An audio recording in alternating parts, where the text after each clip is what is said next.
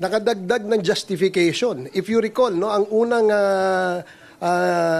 nagpasabpina kay Attorney Zulaika Lopez ay ang panig ng prosecution. And with the presentation of the defense kanina dun sa video clips, it made Attorney Zulaika Lopez very important, no? Which means justifiable yung paghingi o pagsabpina ng prosecution kay Attorney Zulaika Lopez.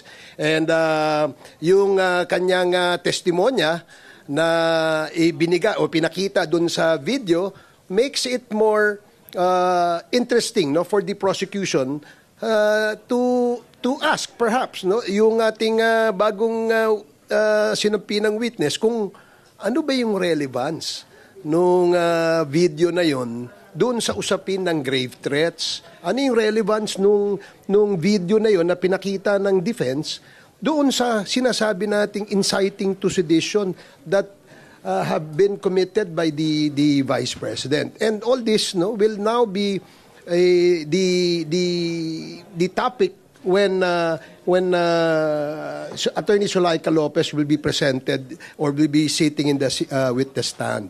So yan ang napakahalaga na development sa ngayon. No? It helped the prosecution panel justify why we needed the testimony or why we needed Attorney Zulaika Lopez as the witness for the prosecution. So yan po ang magandang nangyari ngayong araw.